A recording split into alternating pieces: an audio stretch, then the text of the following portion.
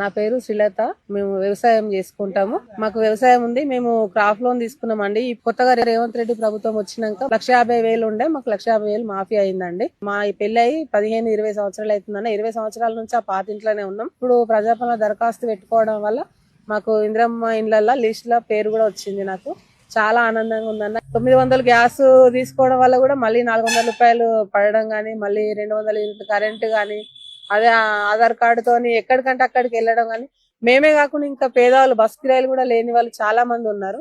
అట్లా అంటే మా మమ్మీ వేరే దగ్గరికి వెళ్ళి వంట చేస్తుంది అన్న. ఊరికి వెళ్ళడానికి పొద్దున 20 రాత్రి 20 కావాలని చాలా బాధపడుతుండే. ఎన్నో సార్లు మమ్మల్ని అమ్మాయి మన చిల్లర ఉన్నాయా అని అడుగుతుండే. అలాంటిది ఇప్పుడు ఒక ఆధార్ కార్డు తీసుకొని పోయి ఆమె వేరే ఊరికి పని వేయి రాగలుగుతుంది. అట్లాగే మా నాన్నగారు కూడా స్ట్రోక్ వచ్చిందన్న. వాళ్ళు చాలా నిరుపేద కుటుంబము. తీసుకోపోతే 3 లక్షలు కట్టామన్నారు. అదే ఆధార్ కార్డు అప్డేట్ చూపించడం వల్ల, ఆరోగ్యశ్రీ పనిచేయడం వల్ల తనకి 20 నిమిషాలలో స్టంట్ వేసిరన్న. మా నాన్నగారు క్షేమంగా ఉన్నారు.